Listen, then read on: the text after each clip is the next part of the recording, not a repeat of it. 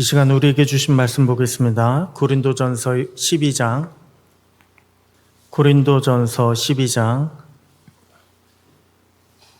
1절부터 3절까지 우리 말씀 보겠습니다. 고린도전서 12장 1절부터 3절까지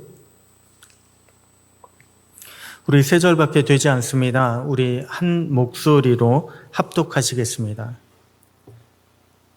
1절부터 3절까지 합독합니다. 시작. 형제들아, 신령한 것에 대하여 나는 너희가 알지 못하기를 원하지 아니하노니 너희도 알거니와 너희가 이방인으로 있을 때에 말 못하는 우상에게로 끄는 그대로 끌려갔느니라. 그러므로 내가 너희에게 알리노니 하나님의 영으로 말하는 자는 누구든지 예수를 저주할 자라 하지 아니하고 또 성령으로 아니하고는 누구든지 예수를 주시라 할 수 없느니라. 아멘. 할렐루야. 오늘 이 밤에 우리에게 깨닫게 해주시는 성령님의 은혜가 함께 하시기를 축복합니다. 사람은요, 성장하는 것에 따라서 필요한 것이 달라져야만 합니다. 어린아이 때는 어떨까요? 어린아이는요, 무엇보다 잘 먹어야 합니다. 잘 먹는 게 가장 필요합니다. 그런데 거기서 조금 더 커서 아이가 이제 유치원에 들어갈 때가 되면 그때서부터는 엄마와 떨어져야 합니다. 이제는 사회성을 길러야 합니다. 친구를 사귀어야 합니다. 이제 거기서 좀 더 나가서 학교에 들어가게 되면 그때서부터는 지혜가 필요합니다. 특별히 공부에 필요한 집중력이 필요하고 또한 꾸준히 앉아서 공부할 수 있는 인내력이 필요합니다. 더 나아가서 성인이 되면 사람은 책임감이 있어야 합니다. 책임감이 있고 또한 남들을 배려할 줄 아는 그런 배려심이 필요합니다. 이처럼 시간도 지나고 그리고 몸도 자랐음에도 불구하고 이러한 필요한 것들을 채우지 못하게 된다면 어떻게 될까요? 그러면 몸만 컸지 덜 떨어졌다라고 하는 그런 소리를 듣게 될 것입니다.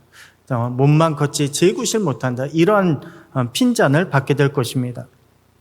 그런데 그것은 우리의 신앙에 있어서도 마찬가지인 것 같습니다. 여러분, 우리의 신앙은요, 교회 잘 다닌다라고 하는 그런 소리 정도로 만족해서는 결코 아닙니다. 교회 잘 다니는 것, 아니면 신앙생활 오래 해서 교회 일을 이제는 잘 하더라, 이제는 교회 봉사할 줄도 알더라 라고 하는 그 정도 칭찬에 만족해서는 결코 안 됩니다. 우리의 신앙이 좀 더 성장하기 위해서는 겉으로 보이는 그런 것만이 아니라 영적으로도 신령한 세계, 영적인 그 세계를 우리는 알아야 합니다. 우리는 그런 신령한 세계를 경험할 수 있어야 합니다.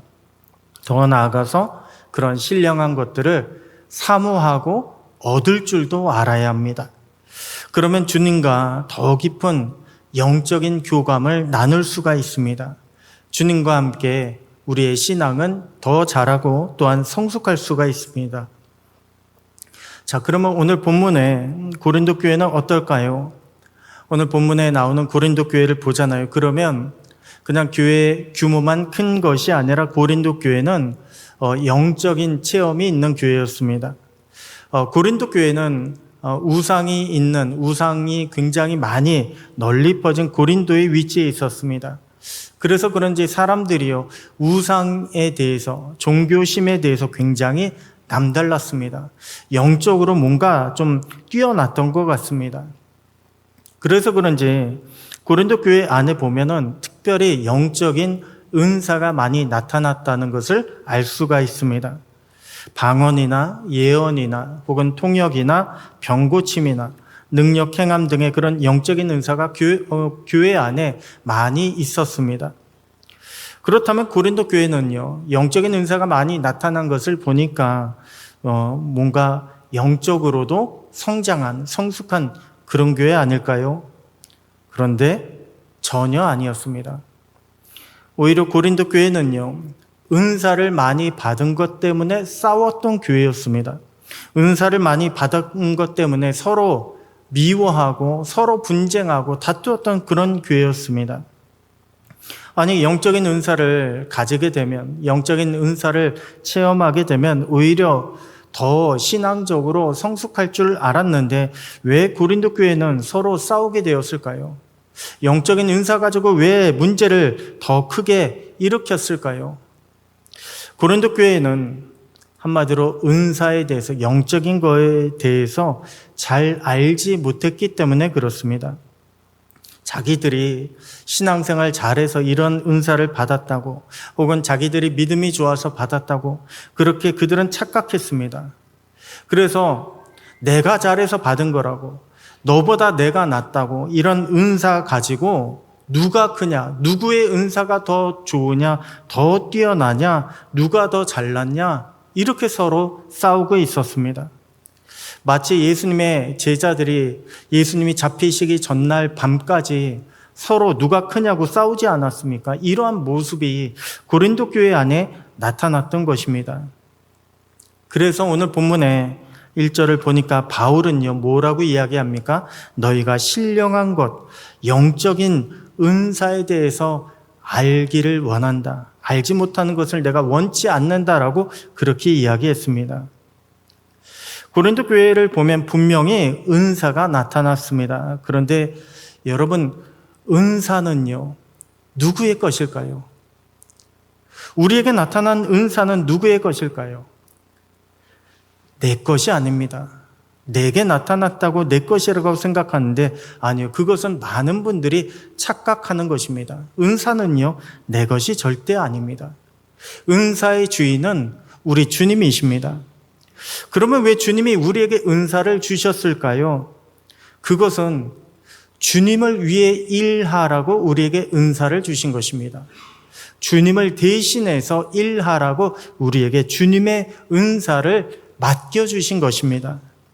그런데 그런 은사를 마치 내가 믿음이 좋아서 받은 것으로 그렇게 알고 자랑하고, 그거 가지고 누구와 더 믿음이 좋으냐, 은사가 더 뛰어나냐, 그렇게 다투고 있다면 그것은 정말 은사에 대해서, 영적인 거에 대해서 잘못 알고 있는 것입니다. 아니, 더 나아가서 주님이 맡겨주신 것인데, 주님의 것인데 그것을 마치 내 것으로 여기고 있는, 내 것으로 치부하고 있는 주님의 것을 훔치는 것과 다를 바 없는 그런 행위입니다.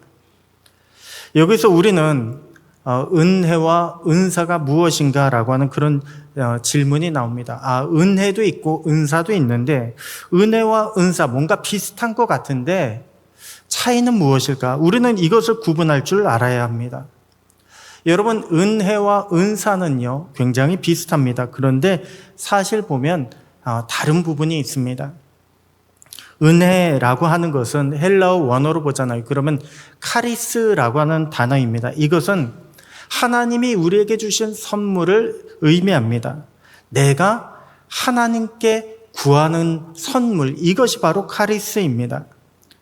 그래서 예배 자리에도 보잖아요. 그러면 여러분들이 예배 자리에 나왔지만 각각이 구하는 은혜가 저마다 다릅니다. 똑같은 은혜를 구하는 것이 아니라 각각의 은혜를 다르게 구하고 있습니다.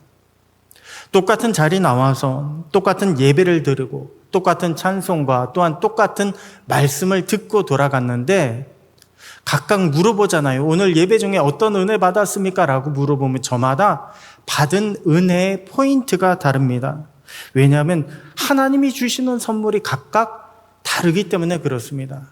각 사람에게 필요한 선물대로 하나님이 은혜를 나누어 주시기 때문에, 그래서 똑같은 말씀을 들었음에도 불구하고 저마다 받은 은혜의 포인트가 다른 거예요. 이것이 은혜의 특징입니다. 은혜는 지극히 개인적인 것입니다. 그런데 하나님께 받은 은혜가요, 내 안에 차고 넘치게 됩니다. 은혜가 내 안에 차고 넘치게 돼서, 그래서 그것이 나만 가지고 있는 것이 아니라 다른 사람에게도 드러내고 또한 다른 사람에게 더 나아가 은혜를 나누어 주게 되면, 영향을 끼치게 되면 그때서부터는 은혜가 은사로 바뀌게 됩니다. 왜 좀 전에 은혜라고 하는 단어가 카리스라고 그렇게 말씀드렸잖아요. 그런데 카리스라고 하는 단어는 선물이라고 하는 명사예요. 이것이 동사형으로 쓰이게 되면 카리스마가 됩니다. 카리스는 명사고 동사가 카리스마예요. 그런데 이 카리스마로 사용하게 되면 그때서부터는 은혜라고 번역 안 하고 은사라고 번역합니다. 그러므로 은사는 무엇입니까? 은사는 은혜를 사용할 때 그때 은사가 되는 거예요. 그러므로 우리가 은사를 사용하기 위해서는 먼저는 무엇부터 알아야 됩니까? 내가 받은 은혜가 무엇인지 우리가 알아야 합니다. 내가 받은 은혜가 무엇인지 깨닫지 못하면 그때는 아무리 은사를 줘도요, 그 은사를 제대로 사용할 수 없습니다. 고린도후서 6장 1절을 보게 되면 이렇게 말씀하고 있습니다. 우리가 하나님과 함께 일하는 자로, 우리가 하나님과 함께 일한대요. 함께 일하는 자로 너희를 권하노니 하나님의 은혜를 헛되이 받지 말자. 고린도후서 6장 1절 보면 우리는 모두가 하나님과 함께 일하는 자래요. 그렇기 때문에 하나님이 주신 은혜, 우리가 받은 은혜를 헛되이 받지 말자라고 이야기합니다. 한마디로 우리는 하나님께 받은 은혜가 무엇인지 알아야 한다는 것입니다.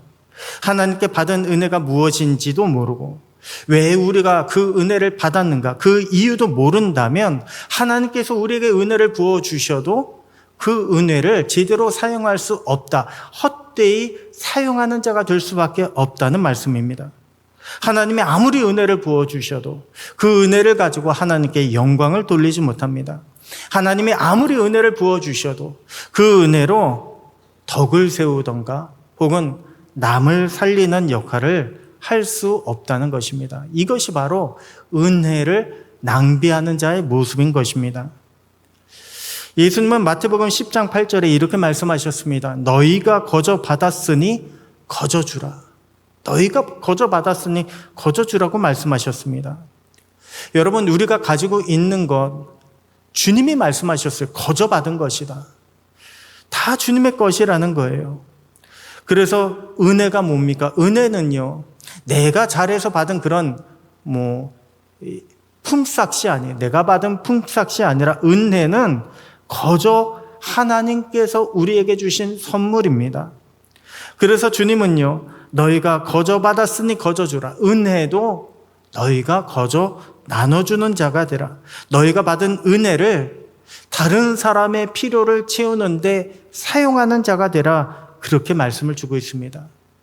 너희의 공동체를 세우고 또한 그리스도의 몸을 세우는데 너희의 은혜를 사용해라. 그럴 때 은혜가 은사가 되는 것입니다. 주님이 주신 것으로 주님을 위해, 주님의 공동체를 위해 일하는 것, 그것이 은사입니다. 그래서 베드로전서 4장 10절에 이렇게 말씀 주고 있습니다. 각각 은사를 받은 대로 하나님의 여러 가지 은혜를 맡은 선한 청지기 같이 서로 봉사하라. 은사를 받은 대로 은혜 맡은 청지기처럼 서로 봉사하래요. 은사에 대해서는 청지기 의식이 있어야 한다는 것입니다. 내 것이 아니라 내게 맡겨주신 것입니다. 그거 가지고 무엇을요? 서로를 위해서 봉사하라고 합니다. 서로가 서로의 부족함을 채워주라고 합니다. 내가 완전해서가 아니라 내가 이것을 가지고 있으니 이것을 당신에게 나눠주고 내게 이것이 필요한데 이것을 당신에게서 받겠다는 거예요. 그것이 교회 안에 서로 아름답게 은사를 나눠주는 모습의 전형인 것입니다. 그렇게 되면 교회 안에 서로가 서로를 채워주고 또한 세워줄 수 있는 그런 완전한 공동체로 만들어가게 나아갈 수 있게 되는 것입니다. 여러분, 은사는요, 주님께 받은 은혜의 동사형이라고 말씀드렸습니다. 우리가 받은 은혜를 주님을 위해서 사용하게 되면 은사라고 말씀드렸습니다. 우리가 은사를 사용하게 되면 그때부터 주님을 더 깊이 알게 됩니다. 왜냐하면 주님 대신 일하잖아요. 그러면 얼마나 주님이 우리를 위해서 그렇게 수고하시고 우리를 위해서 눈물 흘리셨는지 우리가 알게 된다는 거예요. 그리고 그렇게 은사를 사용하며 주님을 위해 일하며 주님을 더 드러내게 되면 그때서부터는 주님과 교제를 경험하는 신령한 은사를까지도 경험하게 되는 것입니다. 왜 우리 성결교회 신학은요, 감리교회 신학과 똑같은 웨슬리 신학을 기초로 삼고 있습니다. 존 웨슬리 목사님의 신학을 기본으로 삼고 있습니다. 그런데 존 웨슬리 목사님은 우리가 받은 은혜의 개념을, 우리가 받은 은혜의 영역을요, 좀 더 확장시켜서 우리에게 말씀을 주셨습니다. 웨슬리 목사님은 우리의 직업도 하나님이 주신 은혜라고 그렇게 보셨습니다. 다시 말해 우리의 직업은 하나님께서 우리에게 맡겨주신 마치 천직과도 같은 그런 것으로 말씀하셨습니다. 여러분, 그러면 어떤 일이 일어날까요? 내가 일하는 이 직업이 하나님께서 맡겨주신 것이다라고 그렇게 생각하면 무슨 일이 일어날까요? 내가 일하는 그 직업을 단순히 돈벌이 수단으로 보는 것이 아니라 생계를만 유지하는 그런 수단으로 보는 것이 아니라 내가 일하는 그 일터 속에서 하나님이 맡겨주신 은혜를 찾게 됩니다. 하나님은 내게 무엇을 주셨을까? 나는 여기서 하나님을 위해서 무엇을 할 수 있을까? 왜 건축하시는 분들은 어려운 분들을 찾아서 건물 수리하는 것을 도와줄 수 있을 것입니다. 왜 의료업에 종사하시는 분들 보면요, 가끔 짬을 내서 휴가를 내서 의료 선교를 가시는 그런 분들도 있습니다. 그렇게 직업을 생계 수단으로만 여기지 아니하고 선교의 도구로 사용하고 봉사의 도구로 사용하는 것, 이것이 존 웨슬리 목사님이 말씀하신 그런 직업을 통한, 일을 통한 은사의 개념입니다. 이런 분도 보았습니다. 대중적으로 인기를 얻은 그런 스타가요, 콘서트장 마무리 단계에서 주님을 간증하는 그런 것도 본 적이 있습니다. 또한 높은 지위에 오른 공직자가 기독교적인 사고로 정치를 펼치는 것도 보았습니다. 큰 돈을 벌은 사업가는요, 구제와 선교하는 데 물질로 헌신하기도 했습니다. 은사의 개념을 왠지 영적인 것으로만 국한하지 않는다면요, 주님이 내게 맡겨주신 것으로 은사의 개념을 확장시켜 보았더니 내가 받은 그 모든 달란트가 하나님이 우리에게 주신 은사가 되더라는 것입니다. 내가 받은 그 달란트로 주님의 영광을 위해 가치 있게 사용하게 되더라는 것입니다. 그때서부터 우리의 삶은요, 교회 안에서나 일터에서나 이게 구분되는 것이 아니라 우리가 어디에 있든지, 우리가 무슨 일을 하든지 주님을 위해서 일하고 주님을 위해서 살아가는 신령한 날이 될 것입니다.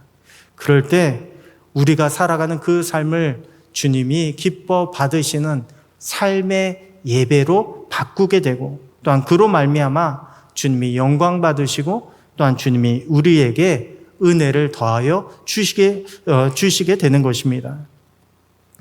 여러분, 우리가 받는 은혜는 내 안에 쌓아두는데 어떻게 보면 한계가 있습니다. 왜 이런 분들 계십니다. 분명 우리 모두는 다 은혜 받은 자들입니다. 여기 계신 분들 중에 나는 은혜 안 받았습니다 라고 하는 분이 있을까요? 한 분도 없습니다.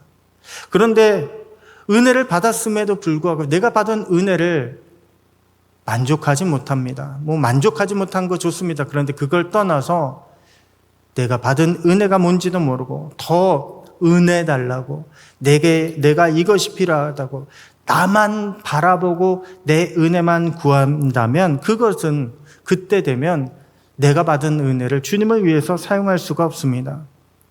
이미 받은 것이 있음에도 불구하고 감사할 줄 모르고 사용할 줄 모르기 때문에 그러한 은혜는 흘러서 다른 사람을 세우는 데 살리지 못하게 되고 결국에는 내 안에서 계속해서 달라달라 하다가 쭈그러들고 말 것입니다. 그러나 받은 은혜를 은사로 사용하게 되잖아요. 내가 비록 1달란트밖에 받지 못했지만 2달란트밖에 받지 못했지만 이것을 주님을 위한 은사로 사용하기 시작하면 1달란트가 1달란트를, 2달란트가 2달란트를 낳는 새로운 은혜를 경험하게 됩니다. 오늘 저와 여러분이 주님께 받은 은혜가 있습니다. 주님께 받은 달란트가 다 있습니다.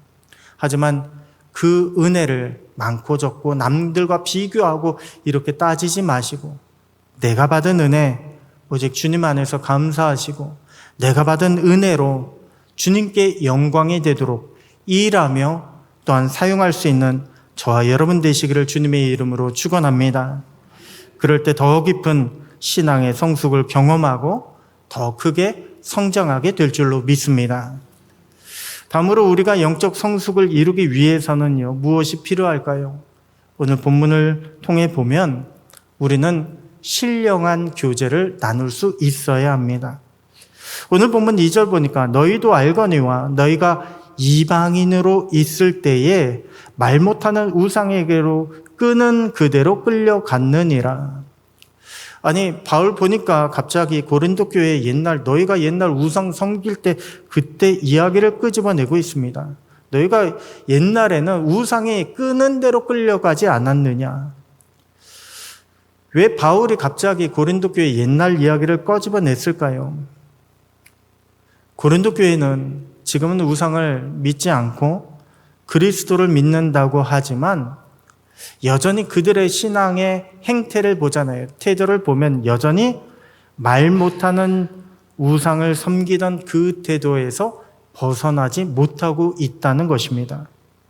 말 못하는 우상, 다른 뜻이 아닙니다. 말 못한다는 것은 죽었다는 거예요. 살아있지 않다는 것입니다. 인격이 없다는 것입니다. 그 앞에서는 아무리 정성을 다해 기도해도 응답을 받을 수가 없습니다. 아무리 기도해도 그 뜻을 알 수가 없습니다. 들을 수가 없습니다. 우상이기 때문에 그렇습니다. 죽은 신이기 때문에, 죽은 물건이기 때문에, 신도 아니기 때문에 그렇습니다.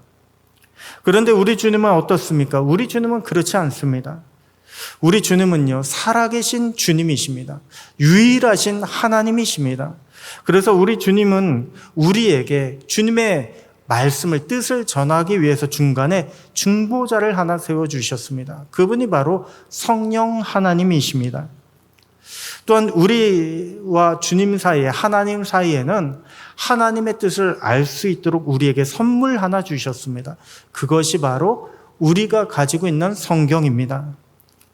여러분, 세계에 보면 수많은 종교가 있잖아요. 수많은 종교가 있고 각각 문화마다, 사람들마다 섬기고 있는 그런 종교 형태들도 많이 있습니다. 그런데요, 신의 목소리를, 뜻을 담은 경전을 가진 종교가 몇이나 될까요? 자신들이 섬기는 신이 자신들에게, 우리들에게 이러이러한 신의 뜻을 남겨주었다. 그런 경전을 남겨준 신은요, 거의 없습니다. 불교도요, 팔만대장경도 보면 스님이 쓴 거예요. 부처님이 직접 얘기하신 것을 이렇게 저렇게 해가지고 그게 아니라 스님이 쓰신 거고, 그리고 다른 종교도 보게 되면요, 이 당시 고린도 교회만 하더라도 그 당시에는 신들이 제우스 신을 섬기는, 우리가 알고 있는 그리스 신화에 나오는 그런 신들을 섬기는 수많은 신전들이 있었고 사제들이 있었습니다. 그런데 놀라운 것은 그들 가운데 경전이 하나도 없어요. 한마디로 하나님, 신의 뜻을 알려주는 경전이 없습니다. 경전이 있는 종교는요, 우리 기독교하고 이슬람, 자기네들이 이제 하나님이라고 믿는 그런 이슬람 꾸란하고 조로아스터교라고 하는데, 그것도 사실은 거의 내용 보면은 거의 없어요. 거의 기독교가 유일합니다. 고린도 교회는 각종 은사는 구했습니다. 내가 이런 은사가 필요합니다. 나도 저런 은사 가지고 싶습니다. 그런데 그들은요, 하나님과 직접적인 교제, 신령한 교제를 추구하지 않았습니다. 무슨 말입니까? 그저 그들은요, 하나님을 만나는 게 중요한 것이 아니라 내가 이러한 종교적인 은사를 받았다, 종교적인 내가 위치에 올라섰다라고 하는, 경험을 했다라고 하는 그것을 더 중요하게 여겼다는 것입니다. 그래서 그들은 주님과 인격적인 만남이 없었습니다. 그리스도의 성령과 대화하지 못했습니다. 그저 아는 대로 자신들이 예전에 우상을 섬기던 그 모습 그대로 여전히 예수님을 믿는다고 하면서 신앙생활하는 거예요. 이전 우상 버리던 그 버릇을 버리지 못하고 있는 것입니다. 여러분, 우리가 신령한 교제를 하기 위해서는 무엇보다 먼저 인격적인 교제를 할 수 있어야 합니다. 우리 주님과 인격적인 교제가 필요합니다. 바로 지금 우리에게 말씀을 주시는 그 성령님을 우리는 인정해야 합니다. 성령 하나님께서 우리에게 말씀하고 계신다. 지금뿐 아니라 우리가 어디가 있든지 간에 하나님께서, 성령 하나님께서 우리에게 말씀을 주신다고 우리는 인정할 수 있어야 합니다. 왜 다음 3절을 보게 되면 성령으로 아니하고는 예수를 주라 시인할 수 없다고 하지 않았습니까? 우리가 예수님은 나의 주님이십니다라고 그렇게 시인하는 것은 내 안에 계신 성령님이 그렇게 하게 하셨다는 거예요. 그렇다면 우리는 우리와 함께 하시는 성령님이 계시다는 것을 믿어야 합니다. 내주하시는 성령님을 인정해야 합니다. 그래서 우리가 어디서 있든지 예배를 드릴 때에도 나에게 말씀을 주시는 그 성령님을 우리는 인정하며 예배의 자리로 나와야 합니다. 또한 우리가 기도할 때도 내가 드리는 입술의 기도를 지금 성령님께서 들으시고 성령님께서 우리 하나님 사이의 중보자가 되어주셔서 한마디로 하나님의 응답을 우리에게 주실 것이다라고 하는 그런 믿음을 가져야 합니다. 그 믿음으로 기도해야 하는 것입니다. 그렇기 때문에 교제는 다른 것이 아닙니다. 교제는요, 서로 대화하는 거예요. 대화하는 모습 보면 듣기만 해서도 안 됩니다. 말하기만 해서도 안 됩니다. 대화는 듣기도 하고 말하기도 해야 되는 거예요. 내게 주시는 말씀 듣는 일과 또한 내 안에 있는 나의 간구, 더 나아가서 내 영혼의 간구를 드리는 일이 서로 조화를 이루어야 합니다. 듣는 것과 드리는 것, 말씀하는 것, 기도하는 것, 이것이 조화를 이룰 때 그때 비로소 성령 하나님과 인격적인 교제를 만들어내게 되는 것입니다. 우리 중에 보면 말씀 듣는 것만, 교육받는 것만 좋아하시는 분이 계세요. 또 어떤 분은 그거는 잘 모르겠고 기도하는 것만 좋아하시는 분이 계십니다. 그런데 그렇게 듣기만 하던가 아니면 말하기만 하는 것, 이것은 별로 좋은 것은 아닙니다. 올바르기는 말씀과 기도예요. 그래서 시대가 지나고 세상은 달라져도 교회에서 강조하고 있는 건 두 가지입니다. 말씀과 기도예요. 말씀은 내가 듣는 것이고 기도는 내가 드리는 것입니다. 그 안에서 주님의 음성을 또 듣는 거예요. 말씀과 기도가 우리 안에 적절히 밸런스를 갖출 때 그때 우리에게 신령한 교제가 나타나고 또한 영적인 성숙이 이루어지게 되는 것입니다. 오늘 저와 여러분 안에 성령 하나님께서 함께 하신다는 것을 믿으시기 바랍니다. 그리고 날마다 우리가 살아갈 때 내주하시는 성령님을 의식하시기 바랍니다. 그래서 지금 이 말씀을 성령님께서 나에게 주시는구나.